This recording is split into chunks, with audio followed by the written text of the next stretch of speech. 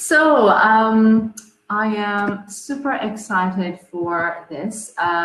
Please let me know on the chat that you can see me and hear me okay. I just want thumbs up or like some a confirmation that you can hear me and see me all right, as well as slides.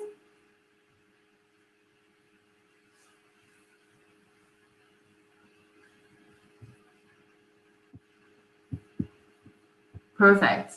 Thank you, Philip. Thank you, Elmira. Okay, perfect. So, obviously, as a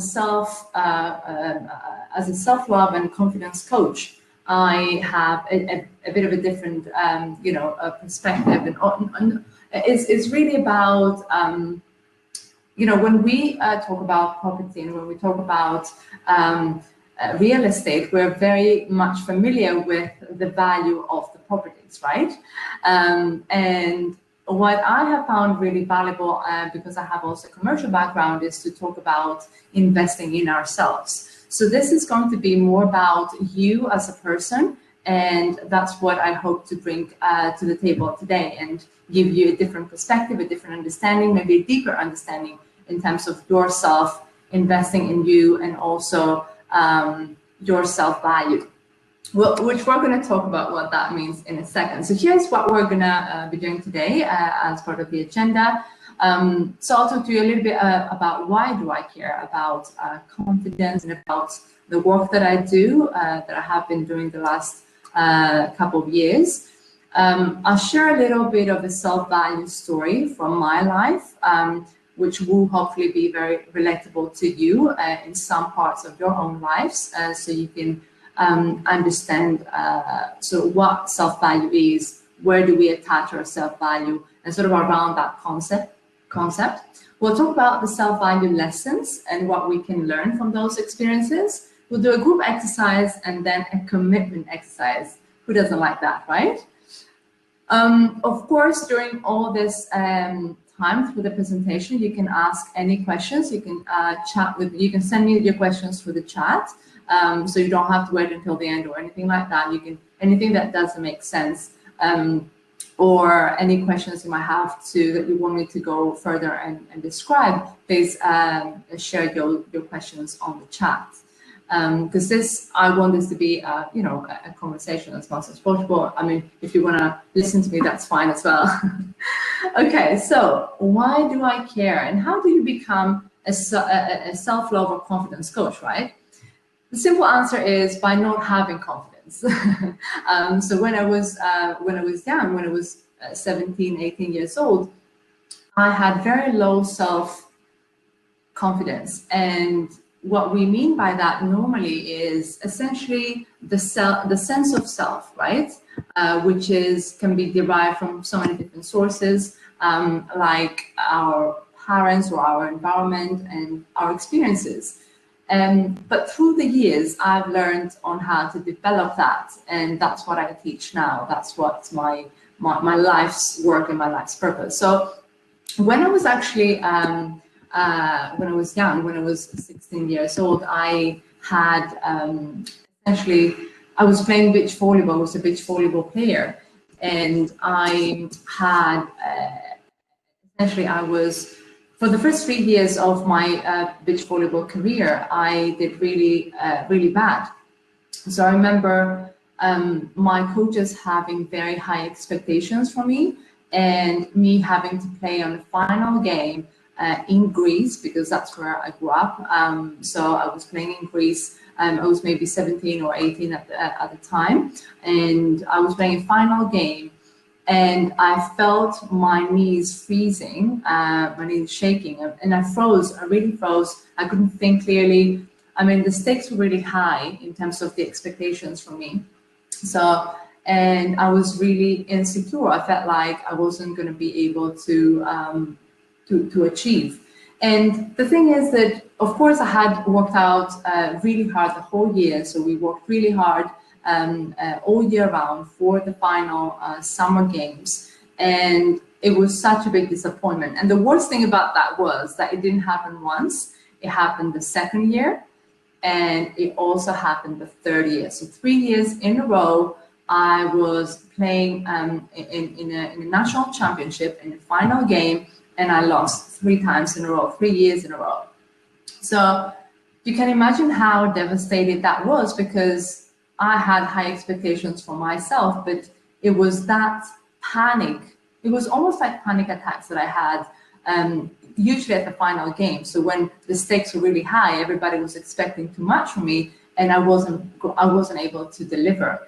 And then that was the time when I started thinking, okay, why is that happening? Why, like, what does that mean? Am I a loser? Am I going to be a loser for the rest of my life? You know, so I'm sure you had those experiences as well, where you're like, this is really, really bad. That happens again and again. Why is this happening to me? So what I decided I was going to do is I went to my local library at the time in a small town in Volos where I lived, and I started reading about what philosophers and other self-help teachers have thought about failure. So what failure means, and how can I handle failure, right?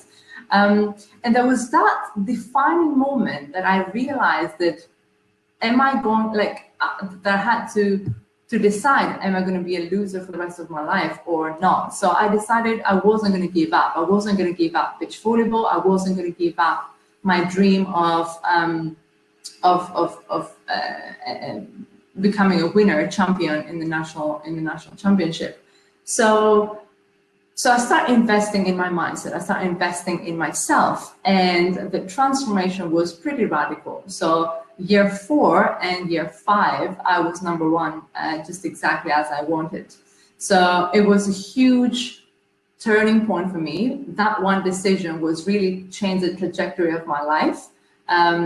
Even though it was a decision that I wasn't going to continue losing and I would start building myself up, but I was still very insecure and I didn't have very high confidence or self-esteem at the time. So it's been 15 years since then. And what I am now doing as part of my business is, well, I am obsessed with self-empowerment. I have been doing lots of Tony Robbins certifications. I've been to lots of events, and I have now been able to serve other people as a coach. Of course, it didn't start like that. It started really by building myself up and my self-esteem. But now that now that I have a healthy confidence levels, then I can actually teach other people how to do that too. I'm also obsessed with human behavior, like what drives human beings, how are we wired, what is really driving our behavior, and what really matters to us. And each one of us, of course, is different, but there are some common denominators across all of us. I'm also obsessed about universal laws. And by those, I mean, of course, gravity, or the third law of motion, Newton's law, or law of attraction. All of those laws are universal laws that are working every single day, whether we know it or not, whether we understand it or not. And if we're actually able to take advantage of them, we can, exponentially increase the results in our lives. And the last bit that I'm obsessed about is feminine and masculine energy. Obviously, we live in a world where we are striving for equality between the sexes, but unless we have harmony between the energies within us, because obviously men and women, we both have feminine and masculine energy. So unless we're able to harmonize those energies within us, we won't be able to see equality in the world as a whole. So, but this is not the topic for today. This is for another day. This is for you to get a bit of understanding about my work and where I'm coming from. But what I wanted to share with you today, and this is really my intention, to really get to thinking about your self-value and think about, because when we talk about properties, we have very clear understanding about what is the value of the property, and it's very easy to talk about those terms and measure that. But how do you measure your own self-value? And how do you define that overall, right? It's a lot more complex. It's a very difficult concept to grasp, but I will think it's worthwhile talking about it and thinking about it, because it has a huge effect in our lives. So I will start by sharing a personal story that got me thinking about my self-value a lot, and hopefully that would be relatable to you as well. So essentially, it was a few years back. So after I graduated and I studied in the Netherlands, I started working. And after my beach volleyball career, I went to the Netherlands. I studied there. I did communications, and then I started my professional career in the City of London. So I started working in sales roles, and I did really well. And then I grew, and essentially at some point I worked for a huge organization, a group of companies in a very central location, and for an amazing product, an incredible product, #1 in the marketplace. And I was super excited to be part of this company. So I applied for a business development manager role, and I was hired by the EMEA director, the sales director for EMEA. So he was overlooking essentially the UK business, the UK office, but also the office in Turkey, in Italy, in France, in Germany. So he was essentially the overall sales director for EMEA. And we got along really well. He really liked my my CV and my personality. So he offered me the job, and you know, at the beginning, I did some research in terms of the salary, what was offered to me, and I saw that it was a bit of the low end of the market. And I kind of sort of questioned that a little bit, but I felt from his side that there wasn't too much space to actually discuss about the salary. So, but because it was an amazing job, an amazing product, and I knew I was going to do really well, I thought, okay, fine, you know, I will accept the offer, and then once I prove myself, then I can have that conversation.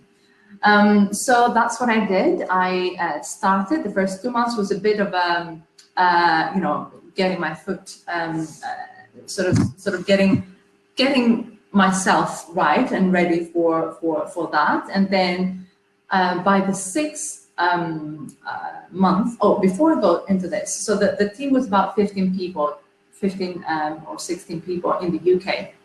And when I joined, I realized that it's a sales team. It's a purely sales team. It's based on KPIs, KPI driven.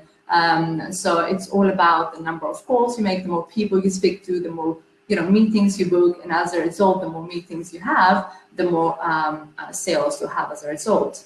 So when I joined, the average number of calls per day per salesperson was about 20, which was a little bit on the low end for my in the secrecy, because when I decide to do something, I go 100% in. I'm not kind of trying. I'm going 100% in, and I'm going to give all my time, my attention, and my brain juices, right? So I decided, you know, I was on the phone, and it went up to 40, 50 calls per day sometimes. So I started doing that, and, you know, the rest of the team started feeling really uncomfortable when I was performing that way. So they start also doubling their number of calls per day. So we ended up having the whole team about 40 or 50 calls per day. So obviously my sales director was pretty happy about that, because I raised the standard of the whole team, and we were doing, as a result, pretty good as a whole. So that was pretty well. So we got along really well with my director, and I really felt he was really supportive of me. And so just to give you an understanding about the sales targets, I had about 400,000 as a sales target for the year. And that was the target for pretty much everybody in the team. And I did that by the 6th month. So by the 6th month, I achieved the 400,000 target. And I was pretty happy with myself. He was pretty happy. Everybody was happy, obviously. When you do well, everybody's happy with that. And then I, after the first year, so at the end of the first year, I did about 750,000. So after the first year, I decided, okay, that is a really good time to have that conversation about the salary in the end, right? I felt like I had all the the credentials to actually do it at that point. And I had that conversation with my director. And from that point forward, his behaviors started shifting a lot. He didn't take it really well. He didn't say no in terms of what I had asked, but he was very uncomfortable with this whole thing. And I felt uncomfortable as a result, even though I went into the conversation pretty, good. I'm pretty confident about what I had achieved. So, and obviously I did some research in terms of what the market pays. And as I said, because I knew I was getting paid in the lower end of the market, I thought there was some space there so I can ask for more. And I did that. And the next 3 months after that conversation was hell for me. It was pretty much hell. In every kind of way he could possibly could. He tried to put me down. He tried to devalue me. Well, I felt devalued. I felt diminished. I felt he wasn't appreciating the work I was putting in. And I was working pretty hard, like really hard. And the more I saw this disapproval from him, the harder I worked, right? That's what you normally do. That's the instinct. And it got to a point where I started feeling really like my nervous system was on fire. I was maxed out because I felt that defensiveness. Every time I went to work every day, I had to defend myself and to prove myself because he wasn't really approving of me. And as I said, before that conversation, he was pretty supportive. After that conversation, his behavior completely changed. And it was a back and forth for 3 months. And in the end, essentially, he let me believe that I might be able to get that salary increase. And it was the 18th of December that I was going to leave to go on holidays to Greece for Christmas. And he left it until the last minute to tell me that he wasn't going to give me that salary increase. And after that point, I had made it clear that this was a requirement for me. And if I wasn't going to get that, it wasn't, I wasn't going to stay in the business. So essentially, I left the business that day and I had to be with it because I didn't have something else lined up because obviously he didn't let me know earlier, which was really not really nice of him. So I was without a job for 3 months. And that was a big wake-up call for me. First of all, I was feeling really maxed out, as I said, in terms of my nervous system. I started having like rashes on my hands and on my neck and stuff because of the anxiety and how stressed I felt. All of those 3 months where he was trying to put me down and put me down. And essentially he said that I can't give you more because the rest of the people are getting paid that. And so anyway, it was a whole thing. Obviously, he was never like disrespectful towards me, and we had very calm conversations. But it was pretty clear from his side that he wasn't willing to give me what I deserved. So as life would have it, after 3 months without a job, so I was interviewing and stuff like that, and I had some time to heal from that anxiety that I had within myself, from that pressure from him and disapproval and devaluing all the time. Because at the end of the day, you don't want to be in a relationship or with your boss or in an environment when you don't feel that this person is going to give you opportunities to grow, when you don't see that this relationship is healthy. If you feel that that person is really using you because you're bringing in the cash, but he doesn't actually appreciate you for the person that you are and what you are bringing to the table overall, and not only because of your achievements, then that is not a workplace that I want to work with, right? So my mental health was more important than the money or the amazing company or the amazing product that I was having as a part of this company.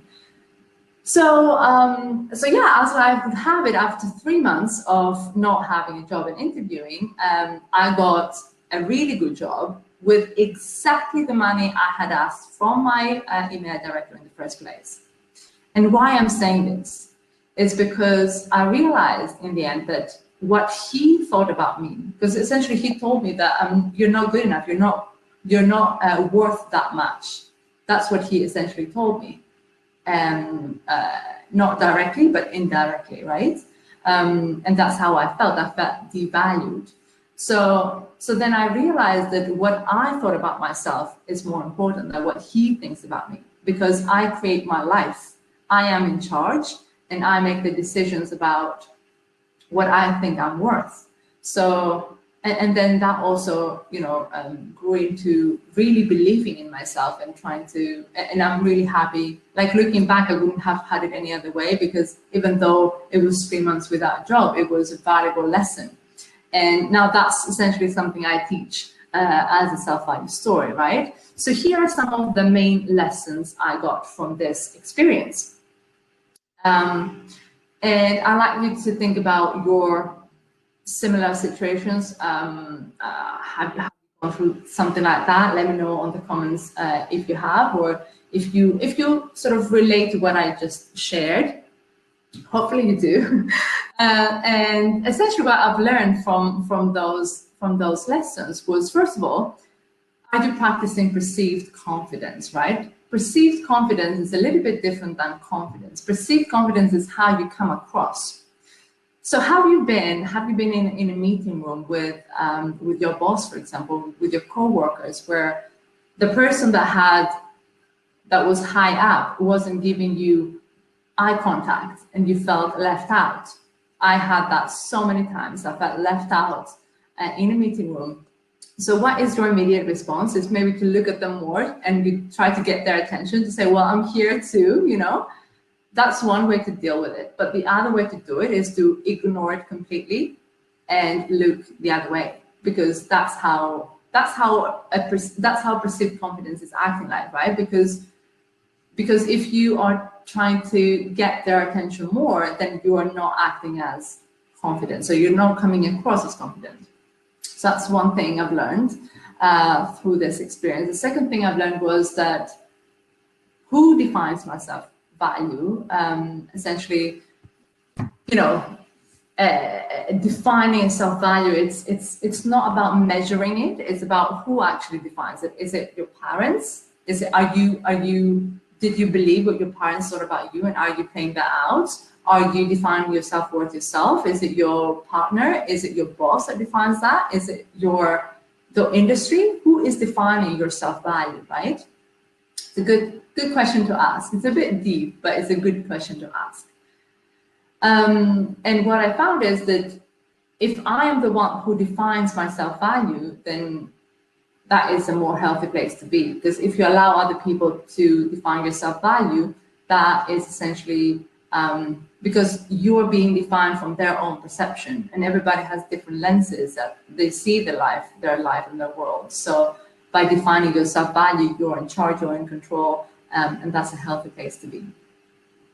The third lesson I had through that experience was, where do we attach our self-value? And that's a bit slightly one, right? So for the male people in the audience, very often men attach their self-value to their wealth, right? The money in the bank, who they are, like their titles, their job titles, their all of those things, or the big house, the big car. But what happens, and I have seen it again and again so many times, when those things go away? What if something happens and you don't have those things anymore? Who are you then? Yeah, so that's a good question to ask. And then for women, sometimes, is not always, but traditionally it has been that they attach their self-value to their husband, or to their marriage, or to their kids. And again, what happens then when you get divorced, right? You lose your sense of self. You have an identity crisis, because you don't know who you are outside of that marriage. So it's a very deep thing to think about. Where do we actually attach our self-value, and do we have a healthy sense of self-value that is derived from within and not from external circumstances? Because if it's from within, nobody can take that away from you, right? It's about the person you have become through the process of becoming, like Michelle Obama said. So the fourth self-value lesson I had from this was about self-betraying. So when we're not expressing what we think and what we feel, we are betraying ourselves. And that's a little bit a tricky one because, so, you know, have you been in a company or a corporation where you saw something happening that it was unjust, but you didn't say anything?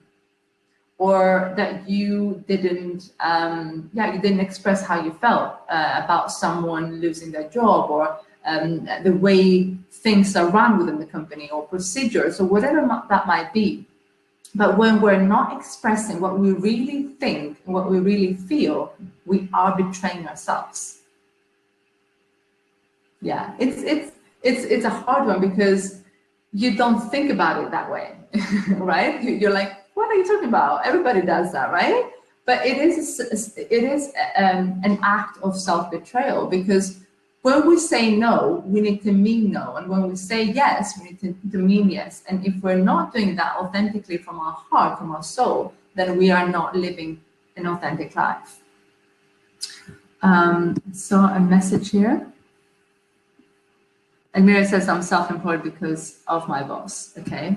Yes. Yeah, I hear you. I know how that feels. So it's also, it's something that lots of people have gone through. So I think it's not something that, you know, I mean, it depends on how you feel as well. Like, you can deal with it in so many different ways, as I said, like, but that's the way, you know, I dealt with it. That's how you dealt with it. So that's great. That's great for us, at least, right? Any other experiences that you guys have, please share on the chat as well. I'd like to hear from you. And the fifth self-value lesson I have learned was that, are we doing the right thing even if no one is watching? Because when I started having that conversation with him and I felt that he tried to devalue me or belittle me, then I was like, do I still give 100% of myself during, like, on a day-to-day basis? Do I still give 100% of myself even if I feel that I'm not being appreciated? And the thing is, that's what I discovered, that, you know, we carry ourselves with us 24/7. So if we're not doing the right thing, it's like, we can see that. We can't hide from ourselves. So when you do the right thing, your self-esteem about yourself is developing. You feel better about yourself because you are doing the right thing. If you're not doing the right thing and you're trying to trick other people, you try to, you know, to do things behind the scenes, even if the other person might never find out, you know that. So that has an effect on your self-esteem, even though you don't even realize it or you don't understand it. So doing the right thing is the best tactic for increasing our self-value and our self-esteem. And the last self-value lesson was, what's the meaning we assign to negative event circumstances? So as I said, like earlier, in terms of my beach volleyball failures, right? Is that the end or is that the beginning? You know, we all have those defining moments where we get to decide, what does that mean for my life? Am I going to be the loser, or am I going to do something to change the trajectory of my life and be in charge? And when I lost the job, with the most recent example that I gave you, I felt like my world is turning upside down, right? So who am I now? Am I going to get a better job than the one I had? What does that mean for my career? Is that the end or is that the beginning of my career? And since that time, because essentially when you choose what's right for you, what is the right thing for you in your heart, and since that time, that was the event where my life changed as well, because I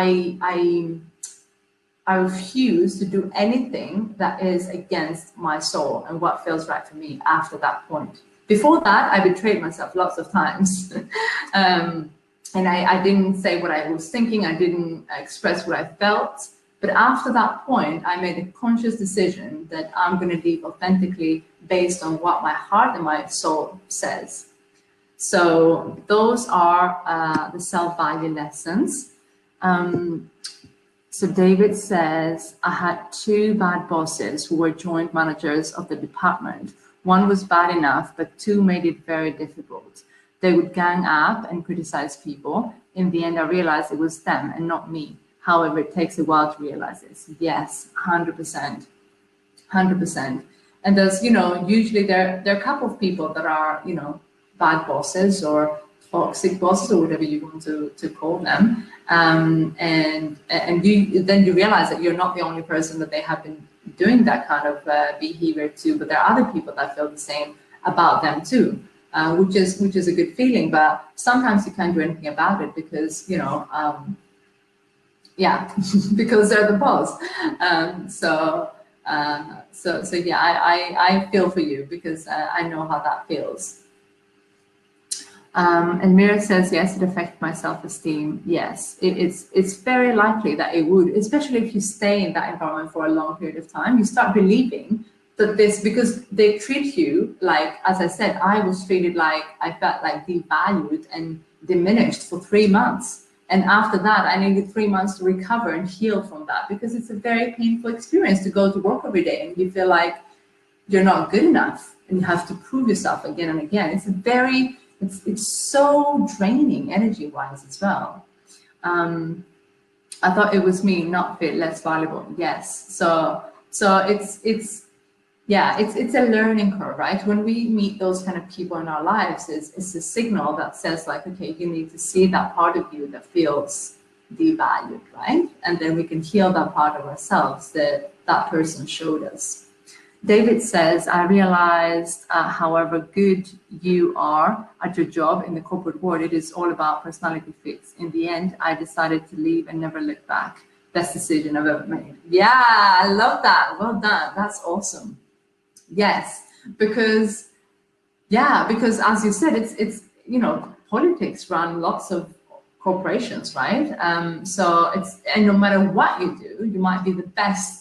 As I said, I was performing really, really well. So I was his number one most valuable employee, as he used to call me. But once we had that conversation, then his behavior changed. So exactly, it's more about personality features or other rather than actually your performance and your added value to the company. Ashley says, how did you have the confidence to be self-employed, Carnegie? I always have a feeling of doubt and thinking I'm not good enough when I think about going into property. Wow, yes. Whew. Okay, so this is another, how to say that, like another part. So once you free yourself from the toxic people, as I said, then it was about building my business, right? I wanted to, even though I got a job, as I said, after 3 months I got a job, but at the same time I would start building my business as a coach after that point forward. But it took some time. I had a full-time job and I was doing coaching on the side for some time, right? And what I realized was that I had a lot of self-doubt at that point as well. And I was doing 1 step forward, 2 step back, 2 step forward, 1 step back. That was my life for a couple of years as well, before I was actually able to go full-time. And self-doubt is not something that you deal with, overnight like this. It's something that you need to work on a daily basis, and I still need to work on, right? It's not something that you achieve and then you're there. It's not like that, right? It's something that you need to work on continuously, even if you have a healthy self-esteem. So how do you let go of your self-doubt? It's by doing things every day that you think you can do. So for example, what it really drives me is I love physical activity, so working out. So I have found out that when I feel down, if I commit to myself, and commitments are big to develop your self-esteem and your self-value, right? Because when you commit to yourself and you trust yourself that you're gonna follow through, that builds your self-esteem every time. So every time you make a commitment to yourself and you follow through, that develops your self-esteem and your self-value. So I would definitely start with that. So make small commitments, follow through, and then make bigger commitments. But then I would also say, when you do things that are difficult to do, when you have the courage to do difficult things, and you might fail, right? You might make mistakes in the process, and that's okay. You know, we don't need to. I mean, anybody that has been an entrepreneur, anybody that has worked on their own knows that you're going to make mistakes. It's going to be overwhelming. It's going to be like that. But it's about the process. It's who you're becoming as part of this experience, right? Who are you becoming? So if you commit to yourself and say, this is where I'm going, and I might fail in the process, and you accept that, then the road is free to go. it's free to ride, right? And you know, you fail once, you fail twice, and at some point when you keep going, you're going to succeed. It's inevitable, like everything else. You know, a young toddler doesn't, when they start you know, when they start walking, they fall, right? Have you ever seen any baby or any toddler saying like, well, walking is not for me. I'm not going to do it, right? Everybody, they fall and they stand up and they fall again. And that happens a couple of times. And then they find their strength and they start walking. And that's with everything. You're going to fall, you're going to, you know, and we all do, but it's about keep on growing. It's about a little bit, small steps, about progress. It's not about perfection. And Mary says, Ashley, thanks for sharing. We all feel scared and doubtful. Yes, thank you for being actually, so honest and sharing those things. Philip says, having an independent income from property will give you the confidence that you don't need the job or the boss. So make it easier to stand up to the bad boss and leave to find the new better job. That's for sure. Yeah, if you have a backup plan, it always helps, right? And then you don't have to go in extremes and really stretch yourself emotionally. If you have a backup plan, it's always better and more effortless. Okay, we have 8 minutes, Amira. Thank you for letting me know. So key takeaways. So for those of you that are more practical and you're thinking right now, okay, how do I actually define my self-value, right? How do I go about this? It's a big task. So first of all, I like to think about it in 2 ways, right? So first of all, that we are all human beings. And because we're human beings in our life makes us all equal. We have the same self-value and we're all lovable because we're human beings. So that is something that we all need to understand. I think we all understand as part of who we are, right? We are all human beings and that makes us valuable, full stop. We don't have to do anything. We don't need to work hard. And I know that's counterintuitive because we have been programmed from a very young age that we need to earn the love and we need to earn the respect of other people. But that is based on our parenting style. My parents did the same and lots of other parents have done the same, which is called the conditional love, right? So if you do this, then you'll be rewarded. If you did this, then you'll be rewarded. But how do you really be happy when you understand that love is unconditional? And if you do that love to yourself, then you feel so much more lighter and so much more in charge. However, in terms of the marketplace, we're not equal, right? In terms of the market, the marketplace decides our value, and our value is determined by the value we add and the significance of the service we provide to our customers. So, you know, someone like Tony Robbins, for example, that you might know is the guy that sort of came up with the word coaching about 30 years ago. You know, he started a whole industry, right? He's been around for like 40 years. He's an incredible guy. I look up to him. So obviously, me and him, we're not getting paid the same because he's been in the game longer than me and he's been adding immense value to so many people, right? He has touched so many lives. So you get paid in the marketplace and your value is based on the value you add to the marketplace and how many people you serve. So instead of thinking like, oh, how can I increase my income? It's about how can I serve more people and how can I do it better than anybody else in the marketplace. So that's how you increase your income. And now I'd like you to do a small group exercise for all of you that you are being so patiently watching and listening, is write down in the chats what was the most valuable self-value lesson for you and why. So just write down the number of the lesson that was most valuable for you And I'm just going to put here that slide so you can see the number. So it's 1 to 6. So which one of those lessons was the most valuable to you? And if you can tell us why, that would be also very useful. So I'll give you a couple of minutes to do that.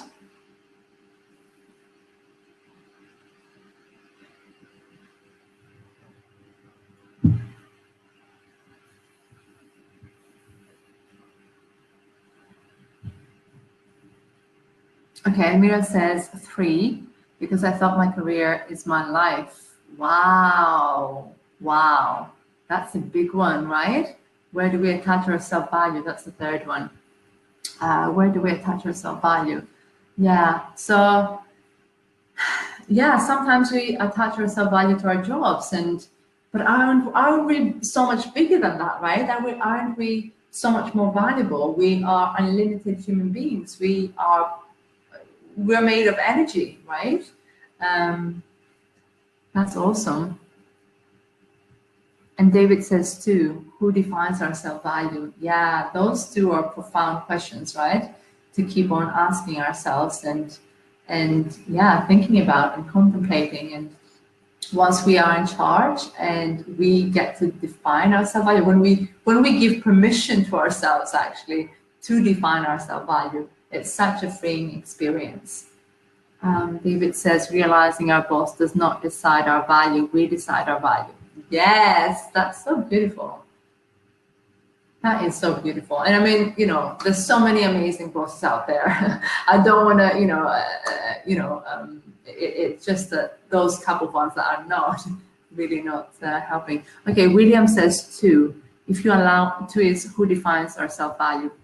If you allow anyone other than yourself to define your self-value, then it make it difficult to be yourself and do what makes you happy. Yes, yes. Like so many people have been raised by parents that, you know, your parents had expectations of you and they said, okay, I would love you to be a doctor or a lawyer. But if that is not singing your heart, if that is not, you know, what you want to do, it's not what makes you fulfilled, isn't that really painful, right? It's really painful to leave that. Ashley says 2 as well. I find I need others' approval, recognition for my self-worth. Yes. Oof. Yes. Breathe into this. I know exactly how that feels. Having and needing other people's approval to feel good and so that you feel filled up within you. But that is an illusion, right? It's an illusion that we need other people's approval to feel good about ourselves. Is something that takes time. It's not something that happens overnight. It's something that we need to work on a regular basis to build that self-worth up from within. But now you got a couple of clues in terms of what that would look like, right? In terms of how that would look like. Practicing perceived confidence, self-betraying less, so do more of what is authentic to you. So I like this concept a lot because it's something that not many people have talked about, and it's actually the first person actually talked about that was Plato, you know, the ancient Greek philosopher, where he talked about the different parts of the soul. So what I found is, and that goes back to self-betraying and really expressing our thoughts and feelings and what's authentic to us, and I'm sharing it with you because I can feel that you're ready for it, because you're also, deep thinkers as from your questions. So when our soul, because our soul has energy, right?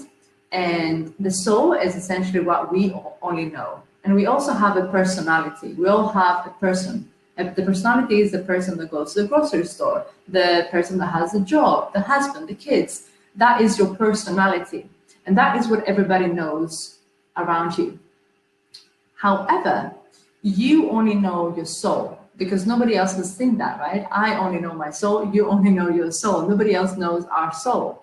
So the difficult part is when we align our soul with our personality. So when the personality comes to serve the energy of the soul, that's when we're happy. Because then we don't get to betray ourselves anymore. We are authentic. We're 100% us, pure us, from what is true in our heart and in our soul. So hope that is valuable for you. So yes, Anna says 4. So 4 was the self-betraying part, because it is hard to say things when you feel afraid about the consequences in your career development. Yes. Yes.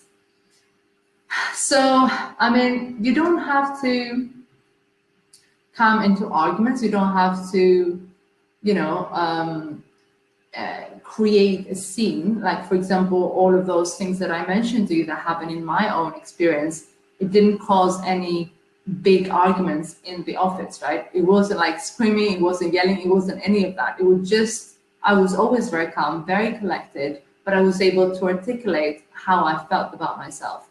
And when I went at home, maybe I cried, right? But I would never cry in front of my boss. So it's okay to regulate our emotions in private, but it's very empowering to deliberately say and articulate how we feel in a very calm and collected manner, even though, yeah, I mean, I'm not going to say, you know, risk your career development. That was my own decision. I'm not saying you do that. Do whatever feels right for you, but not expressing that and betraying yourself. You can do it once, but if you do it long term, that has a huge effect on your own self-worth. So it's fine if you do it once, but if it's something that you do on a consistent basis, then it's difficult. You might need to find another job. That's all I'm saying. And Louis says 2. David, I was typing something similar. Also, I did struggle in my younger years as I didn't really have a mentor to guide me through my career, which made me my own worst critic. Yes. When it comes to our own self-critic, right? So sometimes our most difficult person to deal with is our own self, because we have this negative thoughts that goes on in our head that says you're never good enough, you're never going to do it, you're a loser, as I said earlier, you know, all of these things. And those, we need to realize that we are not that voice. We are not that. That is probably something that was developed from, you know, the conversation we had with our parents, the way our parents talk to us. It might be lots of different things, but we need to soothe that voice, make it calmer, and just embrace it. Don't fight it, because then it becomes bigger and bigger and bigger, but soothe it, right? Calm it down, and then make your own self, the inside part, louder. So when you reduce the volume on the outside critic, and then you make your inner self more loud, and you create space for that to be expressed and to be seen, and when you act according to your soul's purpose and your soul feelings, then you don't need that self-critic. And that might come up, but then you just soothe it, you just let it be. Yeah, we do lots of work with that in terms of our self-critic, because it's something that lots of us have experiencing. Okay, I am aware of the time, so I'm just going to say, I don't want to make it a little bit more complex for you, just to tell you a bit about my methodology, because today we talked about the first layer of what the whole self-confidence is all about, right? Self-value is just one of the layers. When we talk about self-confidence, it's all about our physical aspect, right? It's how we look. It's about our physical appearance. So do we accept the way we look? Are we okay with that? Or are you really insecure? Self-esteem has to do with our self-respect. So that is about setting healthy boundaries with others in relationships, right? And say, well, this is how far you can go. So self-esteem has to do with boundaries and self-respect. Self-love, and for, you know, the males in the audience, self-love is more about the emotional part. So being in touch with our emotions and being able to feel them, allow ourselves to feel also the negative emotions, has huge healing effects, right? And being able to regulate our emotions and in loving ourselves deeply. And then our self-value is more of a spiritual side, isn't it? Because the value of everything that we discussed so far is about the value of our life. And who defines that, as I said, is ourselves. So we want to have a healthy self-value. So what I'd like you to do as the last thing before we go, yes, because I know I'm aware of the time. So I'd like you to take out your mobile phones, if you would, please, and open your notes app on your phone. As we talked about earlier, self-commitment is the most important thing, is the key to increasing our self-value. So what I'd like you to do is to choose one thing that is the only one thing that you'd like to take away from this, that you like to commit yourself to do going forward. Whatever is, in whatever area of your life, it doesn't matter what it is, it's just a small commitment, whether that is 5 minutes meditation every morning, whether that is drinking your green juices, whatever it is your priority in your life or in terms of your business, for example, having financial meetings with yourself every Friday, whatever that might be for you, just make a commitment, write on your notes app and have it there with you so it reminds you to do that. Growing network can be a good one. Yes, that's a good one, Elmira. Yeah, of course. Whatever it is for you, right? So, you would have to decide for yourself. But a small commitment that we keep and we follow through, it has a huge effect on our self-esteem and our self-value. So whatever that is. And if you are the kind of person that you don't trust yourself and you're procrastinating easy, then start with a small one, a small commitment. And then once you do that, then you add a bigger one and then a bigger one. And then you can trust yourself with bigger commitments. So whatever that might be for you, for example, starting your own business and follow through, like no matter what, I'm going to make this work. Whatever that commitment is for you, but it's just hugely valuable when we keep those commitments to ourselves and we feel like we can trust ourselves with what we commit to. Yeah?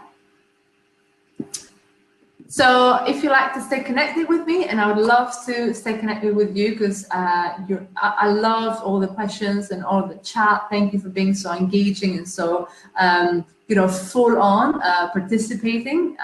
That says a lot about this community. I'm super grateful to be part of this. So please connect with me on LinkedIn, on Instagram. My website is fereniki.com. If you'd like to book a discovery call with me, I've got 10 discovery calls for free in July. Or you can also email me at efereniki@gmail.com. Noel says, making the transition from networking in real life to networking virtually. Yeah. Hi. Yeah. Hello. Hello. I just wanted to, there's only 5 minutes of networking left, and then we have another speaker, but I just wanted to kind of wrap things with you because, it's like very interesting how Ashley said how that self-doubt, and Lewis also said that critic, that self-doubt, how can we protect ourselves so that we can continue in our self-employment journey, we can continue in our business. And as you just said, I think what we do, and we are so great at, very critical of ourselves. Like, it doesn't matter the amount of work I do, it's not enough and it's not ever good. And I don't have that how to say, something to just say, thank you, Elmira, for doing that. That was a good thing to do, And I believe that, personal coaches like yourself, where you meet with them, like, I don't know, once a month or twice a month, where you agree an action plan and you do that, you actually have that point of acknowledgement that that person says, yes, you've agreed to do this, you have done that. Your self-value increases because somebody actually acknowledged your actions. Somebody actually, said, yes, you've done that. And you are growing up in your journey, in your business. Because we ourselves criticize. It's not good enough. Look at that person. Look at this person. Kill that journey that we are going through. And when Ashley said it, I am actually one of those people who do that. I kill my own business. It's the only person, myself, who just criticizes it and just stops it because I can't take it anymore. I can't take this criticism anymore. And that's how I found that working with personal coaches like yourself is very helpful. And I just wanted to say that I've seen a lot of personal coaches, but you are you just have female energy. And I've never seen people to open up. It's property world. These are very serious people, and I'm impressed how they were able to kind of let it go and just say it a little bit more and just let people in. And I really appreciate all their comments. I really appreciate how they shared this. Yeah, thank you. And thank you for sharing yourself as well, because I know it's not easy, you know, I've been in that position myself. I know exactly how that feels, but we need to be gentle with ourselves, you know. We're trying now to heal a lot of years of conditioning, right, of being critical. So it's going to take some years to be then kind, to learn to be kind to ourselves and soothe that critic. So, but yeah, thank you all so much for playing full out and being so engaging and so open. I appreciate you all. Thank you, Anna. Thank you, Ashley. Ashley says you're basically describing me in a nutshell. So it's good to know there are other people out there. Yeah, we're all in the same boat. We're all going through this. So yeah. Yeah. Thank you very much, Veronica, for your time. I think you made the most this property hardcore businessmen smushy for the first time I've seen them. And I absolutely loved, and that's why I didn't interrupt. And I was like, you know, it doesn't matter that the networking is passing by, and I'm like, it's not on time, whatever. I'm like, this is the first time we're kind of letting it in, you know, we're letting it just not about competition, not about money, but just letting our souls a little bit to talk. Yeah. And I really appreciate that. It was really, really and I'll stay around as well if anybody. I'm gonna hang out with you guys. So yes. So and thank if you so much. You want to connect with her, there is an expo booth area where you can press interested, and you can, you know, have a call with Veronica. If you want to have her as your personal coach, where you meet with her once a month, you know, just that person that you can have her accountable, and she will be that, that person who will say, no, just stop and appreciate what you've done. You've agreed to do this and you've done it, and it's really good. That positive voice, so to say. Yeah. Okay. Thank you very much, Veronica. Thank you so much. Take care. Bye. See you later. So, so what's happening now is that we do not have, unfortunately, the networking session has finished, and we should be back now to welcome our next speaker.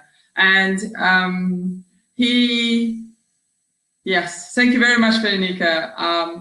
It was really, really good. It was so good. And I really appreciated that people actually participated, allowed to just let the guards down. And I really appreciate that. And that's what I want these networking events to be. I want us to understand that, yes, we are very much driven and property people, but at the same time, we're people with soul, with heart, with emotions, with mental health problems, etc. And I want us to be able to speak about it, just tell a little bit. So, you know, you saw, Ashley, that you and me are the same type of people, and it's good. We're not alone, we're not crazy, and we're not weirdos. We are so many weirdo cops that we just, if we find out each other, we will be able to help each other, we will be able to work around it, and we will just learn from one another. But my next speaker, there are so many brokers in the property world. But this gentleman is a property broker, he's a property mortgage expert, but he does it in such a humane, he puts the human you first. And I don't know, like, I think it's a lot of the time, I more and more often you see that in a property sector, that those people who put people first, they do great in the business. And Philip Game has set up Shire Finance, I don't know, 20 years ago. Before that, he worked for